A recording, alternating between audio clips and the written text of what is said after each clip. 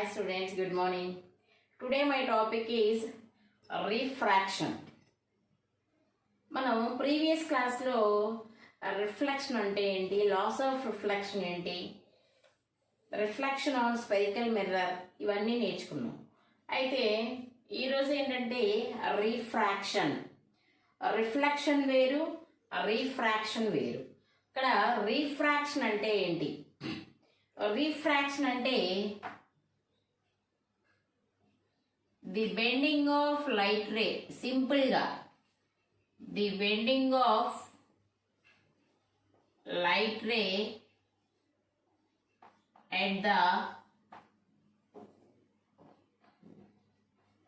interface of two media is called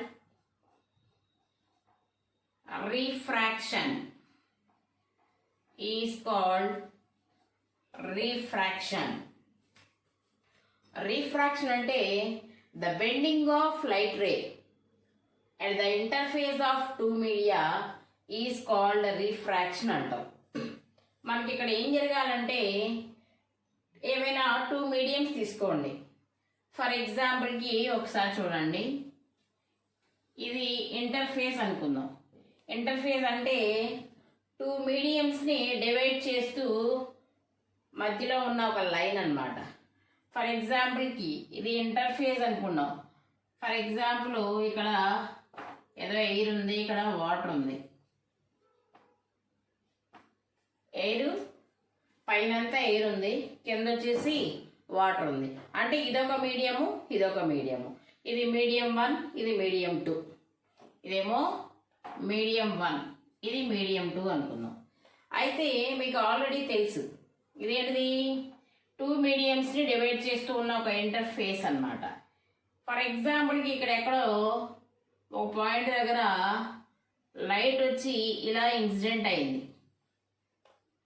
light అనేది ఏమైందమ్మా, incident అయింది ఎట్ పాయింట్ ఓ అనే పాయింట్ దగ్గర లైట్ అనేది ఇన్సిడెంట్ అయింది. ఇలా ఇన్సిడెంట్ అయినప్పుడు ఇక్కడ ఉండేది ఏంటి, ఇది నార్మల్. జనరల్గా లాస్ట్ టైం మనం చెప్పుకుంది ఏంటంటే లైట్ ఇలా ఇన్సిడెంట్ అయినప్పుడు నార్మల్తో ఈ ఇన్సిడెంట్ రే చేసే యాంగిల్ని ఏమంటాం, incident angle I. Incident angle I. అయితే మనకి లైట్ రే ఇలా ఇన్సిడెంట్ అయినప్పుడు some part of the light is reflected back in to the same medium అన్నాం. ఇలా లైట్ ఇన్సిడెంట్ అయినప్పుడు ఆ లైట్లో కొంత పార్ట్ ఏమవుతుంది, అదే మీడియంలోకి వెనక్కి రిఫ్లెక్ట్ అవుతుంది. ఇలా ఇన్సిడెంట్ అయిన లైట్ కొంత ఏమైంది, ఇలా వెనక్కి వెళ్ళిపోయింది. అలా వెనక్కి వెళ్ళిపోయినప్పుడు దీన్ని మనం ఏమన్నాం, రిఫ్లెక్టెడ్ రే అన్నాం. ఏమన్నాం అమ్మా, రిఫ్లెక్టెడ్ రే. ఇది వచ్చేసి ఏంటి, ఇన్సిడెంట్ రే. ఇదేంటమ్మా, ఇన్సిడెంట్ రే. లైట్ ఇన్సిడెంట్ అయింది, ఇన్సిడెంట్ అయ్యి ఏమవుతుంది, ఆ లైట్లో కొంత పార్ట్ ఏమవుతుంది, మళ్ళీ అదే మీడియంలోకి వెనక్కి వెళ్ళిపోయింది. ఇలా పడింది, ఇలా వెళ్ళిపోయింది. Reflected back in to the same medium. That process, that phenomenon is called reflection of light. Reflection of light. So the angle between the normal and refracted ray is called angle of reflection. Angle of reflection. ఇదేంటి, మనం reflection గురించి చెప్పుకున్నాం. మనకి ఇక్కడ చెప్పేది ఏంటంటే refraction కావాలి. మనం చెప్పుకునేది ఏంటమ్మా, రీఫ్రాక్షన్ గురించి చెప్తున్నాం. అయితే ఇక్కడ రిఫ్లెక్షన్ అంటే మీకు అర్థమైంది కదా, లైట్ అనేది అదే మీడియంలోకి బ్యాక్కి వెళ్ళిపోతే దాన్ని మనం రిఫ్లెక్షన్ అంటున్నాం. రీఫ్రాక్షన్ అంటే ఏంటంటే లైట్ ఇలా ఇన్సిడెంట్ అయినప్పుడు some part of the light is reflected back in to the same medium. The remaining part of the light enter into the second medium. కొంత పార్ట్ ఆఫ్ లైట్ అటు వెళ్ళిపోయింది, మిగిలిన light ఉంటుంది కదా, అదేమైందంటే సెకండ్ మీడియంలోకి ఎంటర్ అవుతుంది. అది second మీడియంలోకి enter అయ్యేటప్పుడు దాని యొక్క డైరెక్షన్ని చేంజ్ చేసుకుంటుంది. దాని యొక్క డైరెక్షన్ ఏం చేస్తామా, చేంజ్ చేసుకుంటుంది. లేదా దాన్నే మనం బెండింగ్ ఆఫ్ లైట్. ఇప్పుడు ఇలా ఇన్సిడెంట్ అయినప్పుడు అదే డైరెక్షన్లో రాదు సెకండ్ మీడియంలోకి, దాని యొక్క డైరెక్షన్ని చేంజ్ చేసుకుంటుంది, అంటే బెండ్ అవుతుంది అనమాట. సో ఇలా వచ్చిన లైటు ఇలా బెండ్ అయ్యి వస్తుంది. ఇలా స్ట్రైట్గా వెళ్ళిపోకుండా కొంచెం నార్మల్ వైపుకి టువర్డ్స్ ద నార్మల్ బెండ్ అయ్యి వస్తుంది. So this is called refraction. This ray is called a refracted ray. A refracted ray. The angle between the normal and refracted ray is called angle of refraction. Angle of refraction. So, ఇది refraction మాట. So చూడండి, the bending of light ray at the interface of two media. ఈ two mediums యొక్క ఈ interface దగ్గర enter అయ్యేటప్పుడు light ఏమవుతుందమ్మా, అలా స్ట్రైట్గా ఎంటర్ అవ్వకుండా కొంచెం పక్కకి వంగి బెండ్ అయ్యి వస్తుంది. ఆ లైట్ బెండ్ అవ్వడాన్ని మనం ఏమంటాం, రీఫ్రాక్షన్ అంటాం. ఇప్పుడు రిఫ్లెక్షన్కి రీఫ్రాక్షన్కి మీకు డిఫరెన్స్ అర్థమైందా? రిఫ్లెక్షన్ అంటే ఏంటి? when the light is incident on the interface of the two media, then some part of the light is reflected back into the same medium. అంటే ఏదైనా ఒక లైట్ అనేది ఇన్సిడెంట్ అయినప్పుడు, ఒక సర్ఫేస్ మీద ఇన్సిడెంట్ అయినప్పుడు మళ్ళీ అదే మీడియంలోకి రిఫ్లెక్ట్ అయితే, అదే మీడియంలోకి వెళ్ళిపోతే దాన్ని రిఫ్లెక్షన్ అంటారు. అలా కాకుండా సెకండ్ మీడియంలోకి దాని యొక్క డైరెక్షన్ని చేంజ్ చేసుకొని ఎంటర్ అయితే దాన్ని ఏమంటాం, రీఫ్రాక్షన్ అంటాం. ఏమంటామమ్మా, రీఫ్రాక్షన్. ఇక్కడ మనం 3 యాంగిల్స్ చెప్తాం: angle of incidence, angle of reflection, angle of refraction. Angle of incidence అంటే ఏంటి? The angle between the incident ray and normal is called angle of incidence. The angle between the normal and reflected ray is called angle of reflection. ఇక్కడ ఏంటిది?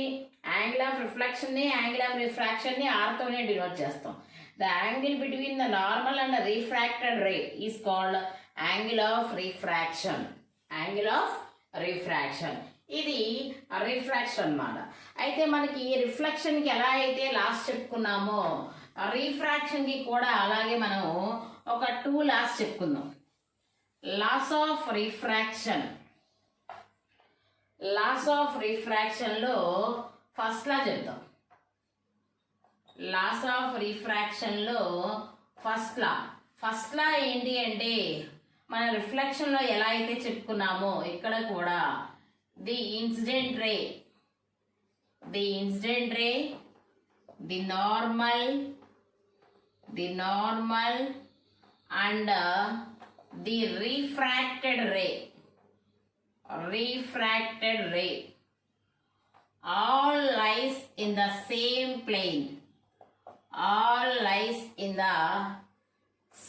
plane. మనం రిఫ్లెక్షన్లో ఎలా అయితే చెప్పుకున్నామో రిఫ్రాక్షన్లో కూడా first law ఏంటమ్మా, అక్కడ ఫస్ట్ లా వేరు. అక్కడ ఫస్ట్ లా ఏంటి? Angle of incidence is equal to angle of reflection అనుకున్నాం. సెకండ్ లా ఇది చెప్పుకున్నాం. రిఫ్రాక్షన్కి వచ్చేలోపు ఫస్ట్ లా ఏంటి? Incident ray, normal and refracted ray. Incident ray, normal and refracted ray all lies in the same plane. 3 కూడా ఎక్కడ ఉండాలి? ఒకే ప్లేన్లో ఉండాలి. 3 కూడా ఒకే ప్లేన్లో ఉండాలి. ఇక సెకండ్ లా, ఈ సెకండ్ లాకి ఇంకొక పేరు ఉంది. ఏంటంటే second law or Snell's law. Second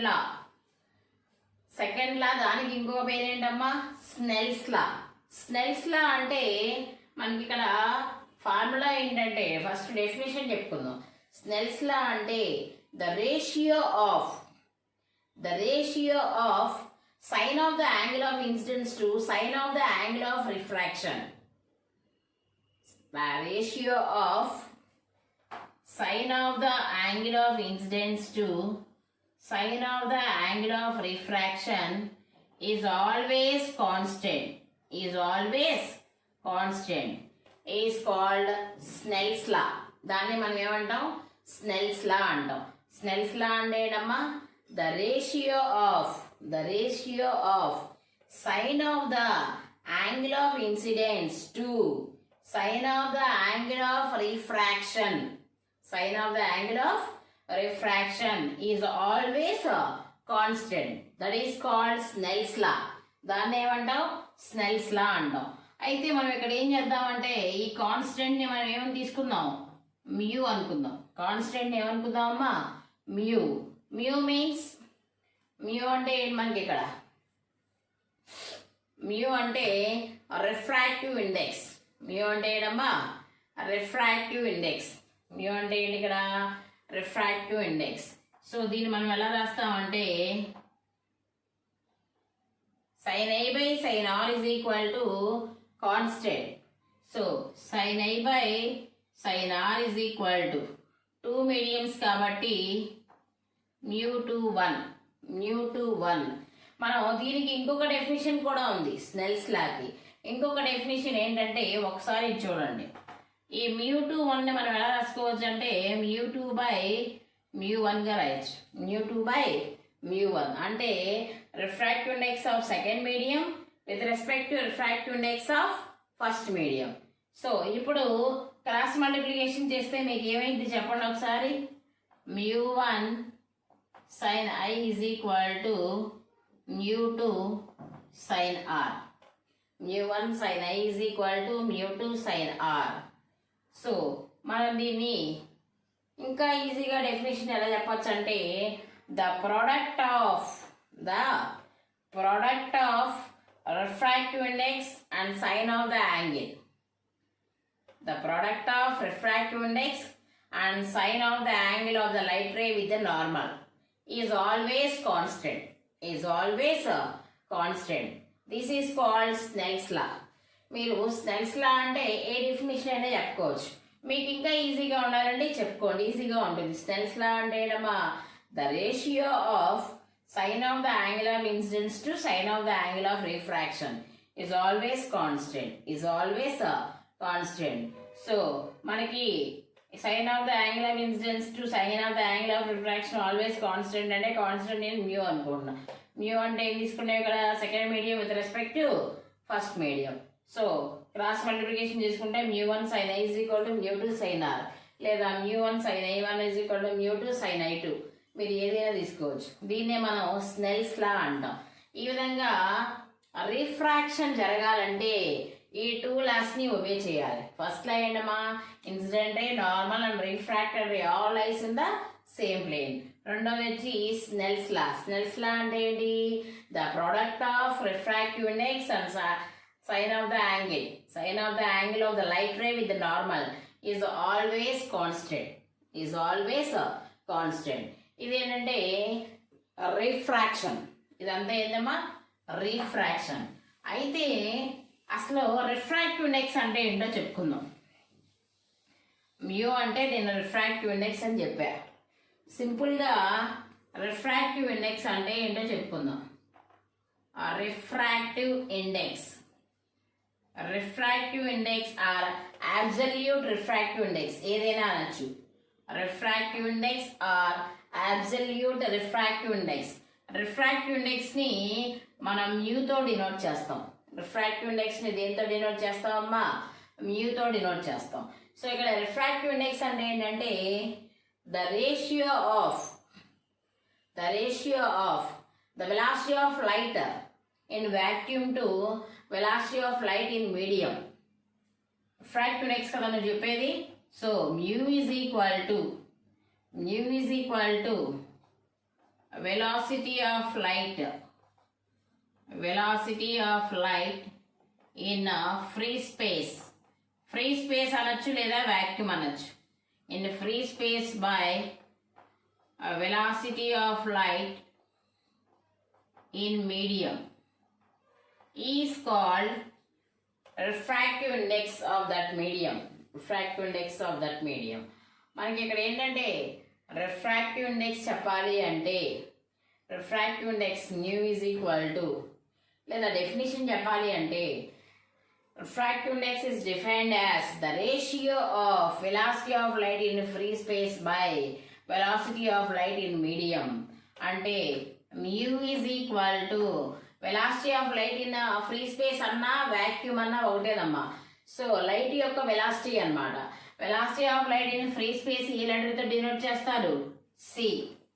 బాగా గుర్తుపెట్టుకోండి, సెకండ్ ఇయర్ ప్రాబ్లమ్స్ చేసేటప్పుడు మనకి velocity of light in free space or vacuum దేంతో డినోట్ చేయాలి? C by velocity of light in medium అంటే వి. మీడియం అంటే V. So mu is equal to C by V. Mu is equal to C by V. Here C is the velocity of light. Its value is 3 into 10 power 8 meter per second. This value is always constant. ఎక్కడైనా ఏ ప్రాబ్లంలో అయినా velocity of light in free space ఎంత అంటే c is equal to value గుర్తుపెట్టుకోవాలి ఎంత? 3 into 10 power 8 meter per second. Velocity కాబట్టి meter per second. Value ఎంత అంటే 3 into 10 power 8. 3 into 10 power 8. Next వచ్చేసి మనకి రిఫ్రాక్టివ్ ఇండెక్స్ అనేది వెక్టారా స్కేలారా? It is always scalar. It is always scalar. It has no units and dimensions. మనకి refractive index అనేది స్కేలార్ క్వాంటిటీ. దీనికి యూనిట్స్ కానీ డైమెన్షనల్ ఫార్ములాస్ కానీ ఏమీ ఉండవు. యూనిట్స్ ఉండవు, అదేవిధంగా డైమెన్షనల్ ఫార్ములా ఉండదు. అయితే ఇక్కడ యూనిట్ ఏంటి అంటే ఈ యూనిట్ అనేది velocity of light in free స్పేస్లో దానికి value c is equal to 3 into 10 power 8 meter per second. 3 into 10 power 8 meter per second. ఓకేనమ్మా? ఏంటంటే జనరల్గా మీకు తెలియాల్సింది అనమాట. సో ఇప్పుడు అసలు క్వశ్చన్లోకి ఎంటర్ అవుదాం. ఈ డెఫినేషన్స్ అన్నీ తెలిస్తే మీకు క్వశ్చన్ ఈజీగా ఉంటుంది. చాలా చాలా ఇంపార్టెంట్ క్వశ్చన్. రే ఆప్టిక్స్లో 4 మార్క్స్ ఇంపార్టెంట్ 4 మార్క్స్ క్వశ్చన్ ఏంటి అంటే critical angle and total internal reflection. Critical angle and total internal reflection. First ఏమో మనకి క్వశ్చన్ అడిగినప్పుడు define critical angle and total internal reflection and explain it అంటాడు. సో ముందు మనం critical angle definition ఏంటి, total internal reflection definition ఏంటో తెలుసుకోవాలి. Critical angle అంటే when the light ray is traveling from denser medium to rarer medium. When the light ray is traveling from denser medium to rarer medium. అదొకటి మర్చిపోయాం మనం, గుర్తుపెట్టుకోండి. Rarer medium, denser medium. ఒకటి ఏంటంటే ఇప్పుడు కూడా రేరర్ మీడియం అంటే దట్ ఈజ్ ఎయిర్. ఎయిర్ని మనం రేరర్ మీడియం అంటాం. ఎక్కడైనా సరే రేరర్ మీడియం అంటే అదేంటి? ఎయిర్. నెక్స్ట్ డెన్సర్ మీడియం అంటే నువ్వు ఏ మెటీరియల్ అయితే తీసుకుంటావో అది. గ్లాస్ అయితే గ్లాసు, లేదా వాటర్ అయితే వాటరు. నువ్వు ఏ మెటీరియల్ తీసుకుంటావో అది అన్నమాట డెన్సర్ మీడియం. ఇది వచ్చేసి ఎయిర్ అయితే rarer medium. Compulsory rarer medium అనగానే అది ఎయిర్. డెన్సర్ మీడియం అంటే గ్లాస్ ఆర్ వాటర్ సంథింగ్ ఏదైనా సరే మనం తీసుకునే దాన్ని బట్టి ఉంటుంది. అయితే మనకి critical angle total internal reflection జరగాలి అంటే కంపల్సరీ లైట్ అనేది డెన్సర్ మీడియం నుంచి రేరర్ మీడియంలోకి ట్రావెల్ చేయాలి. డెఫినేషన్ ఏంటంటే critical angle when the light ray is traveling from denser medium to rarer medium. Light ray అనేది డెన్సర్ మీడియం నుంచి రేరర్ మీడియంలోకి వెళ్తోంది. when the light ray is traveling from denser medium to rarer medium, the angle of incidence for which the angle of refraction is 90 degrees. The angle of incidence for which the angle of refraction is 90 degrees, then it is called critical angle. A angle of refraction 90 degrees అయినప్పుడు angle of incidence ఎంతైతే ఉంటుందో దాన్నే మనం ఏమంటాం? Critical angle అంటాం. మీకు diagram వేసి explanation ఇచ్చాక అప్పుడు ఇంక ఈజీగా అర్థమవుతుంది. మామూలుగా క్రిటికల్ యాంగిల్ డెఫినేషన్ ఏంటి? when the light ray is traveling from denser medium to rarer medium, then the angle of incidence for which the angle of refraction is 90 degrees, then it is called critical angle.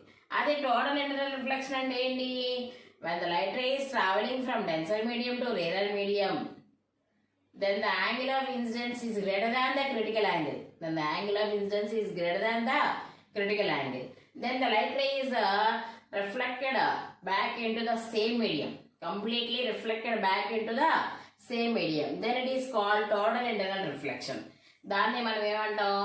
Total internal reflection అంటాం. So మీకు ఇలా definitions చెప్తే అర్థం కాదు. ఒకసారి దీని గురించి మనం ఎక్స్ప్లెనేషన్ ఇచ్చుకుందాం.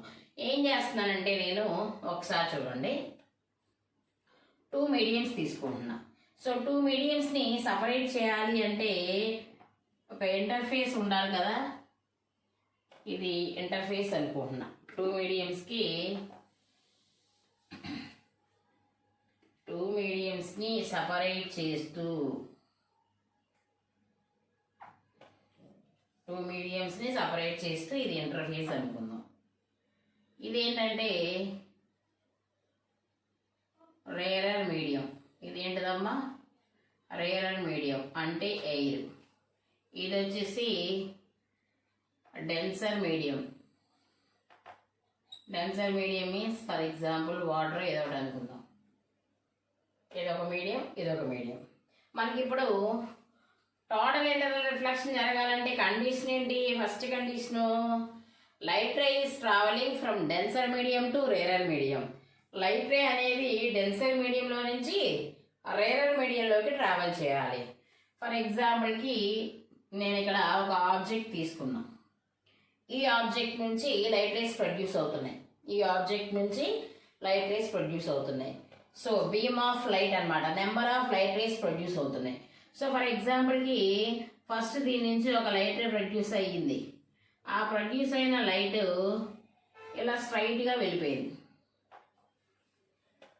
ఒక ఆబ్జెక్ట్ తీసుకున్నా, ఈ ఆబ్జెక్ట్ నుంచి ఒక లైట్ రే ఇలా నార్మల్గా అంటే స్ట్రైట్గా వెళ్ళి ఈ ఇంటర్ఫేస్ దగ్గర ఇన్సిడెంట్ అయింది.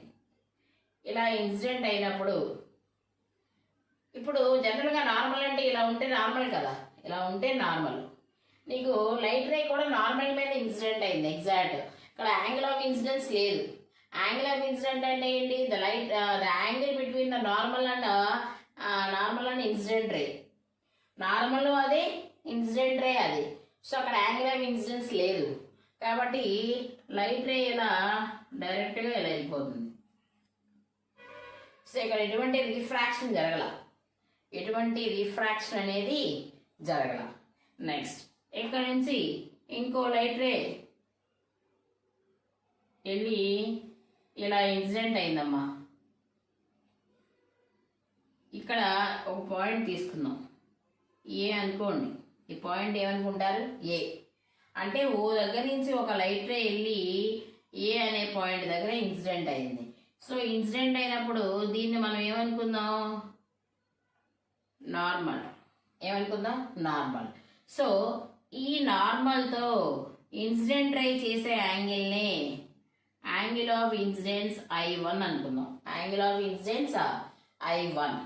చూడండి ఒకసారి, లైట్ రే వెళ్ళి ఇలా ఇన్సిడెంట్ అయింది.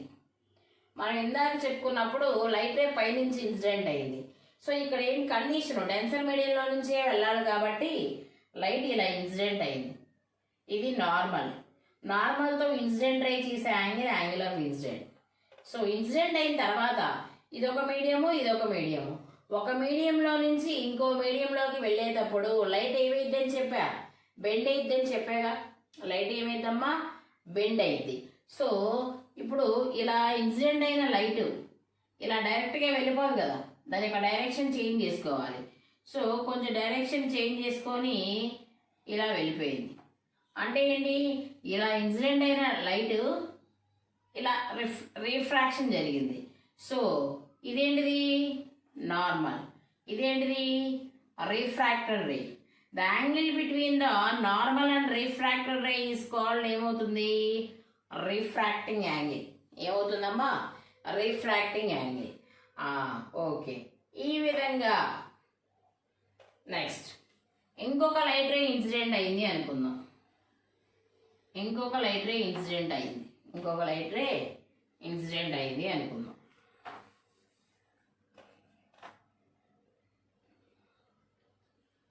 మళ్ళీ ఇక్కడ నార్మల్ తీసుకోండి. This is normal. ఈ పాయింట్ మనం బి పాయింట్ అనుకుందాం. ఏమనుకుందాం? బి పాయింట్ అనుకుందాం.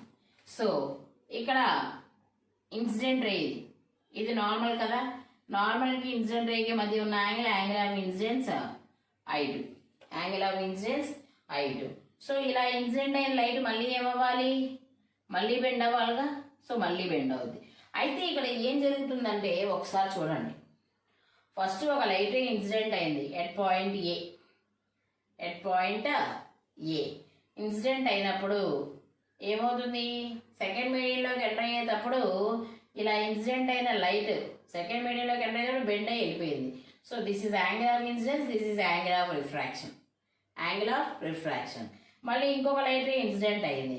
సో ఇక్కడ యాంగిల్ ఆఫ్ ఇన్సిడెన్స్ ఇంక్రీజ్ అయిందిగా, ఇక్కడ కొంచెం యాంగిల్ ఉంది, ఇక్కడ ఇంకొంచెం పెరిగింది. సో ఏం చెప్పచ్చు, సో ఎప్పుడైతే ఇది ఇంక్రీజ్ అయిందో యాంగిల్ ఆఫ్ రిఫ్రాక్షన్ కూడా ఇంక్రీజ్ అయిందిగా.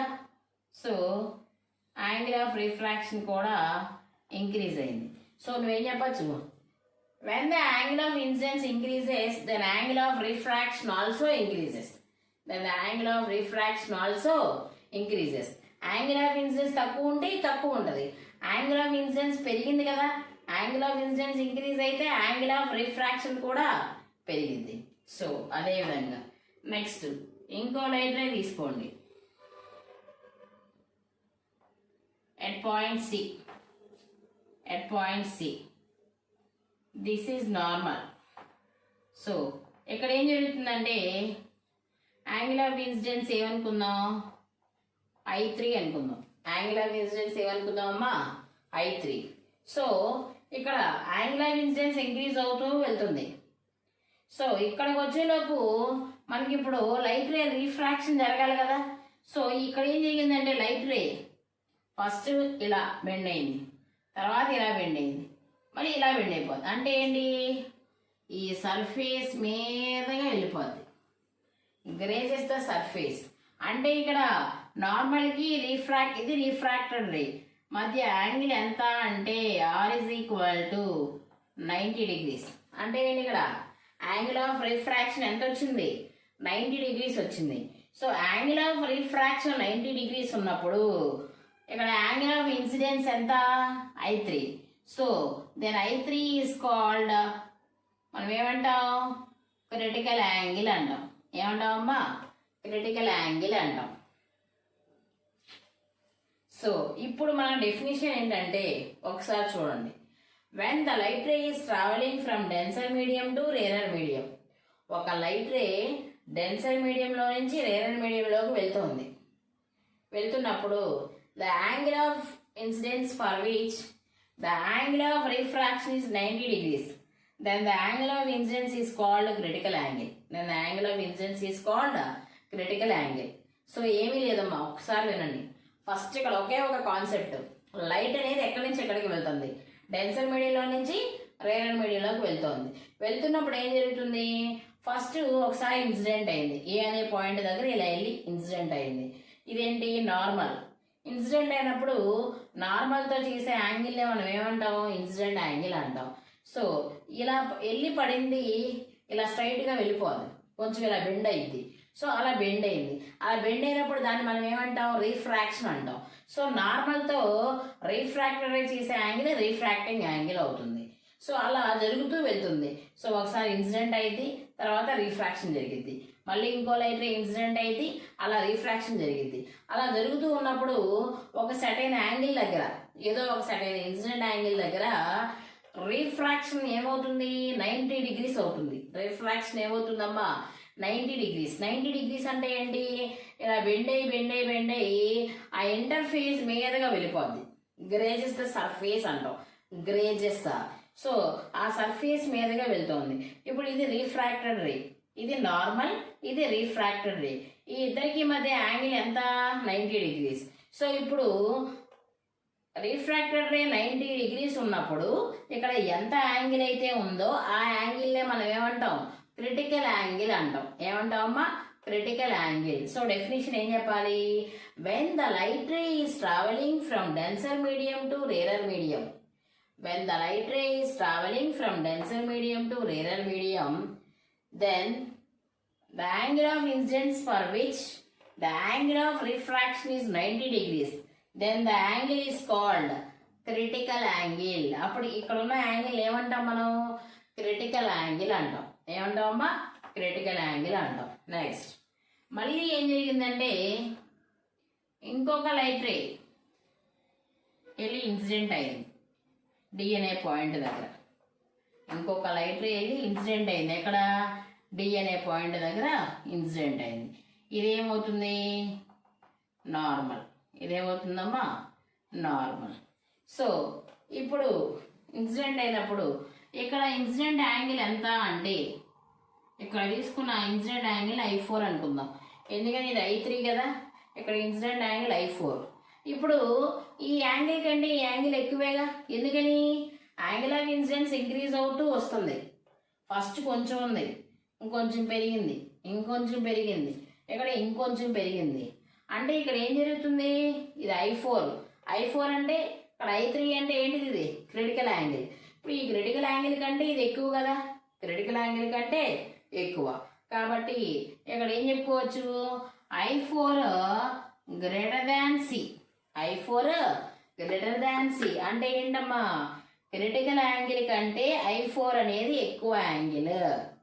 క్రిటికల్ యాంగిల్ కంటే మనం ఇక్కడ తీసుకున్న ఈ యాంగిల్ ఆఫ్ ఇన్సిడెన్స్ అనేది ఎక్కువగా ఉంది. అలా ఉన్నప్పుడు మనకి లైట్ ఇలా ఇన్సిడెంట్ అయ్యింది, ఇక ఇందాకేంటి దీని మీదకి వచ్చేసింది. ఇప్పుడు ఏం జరిగిందంటే ఇక రీఫ్రాక్షన్ జరగదు.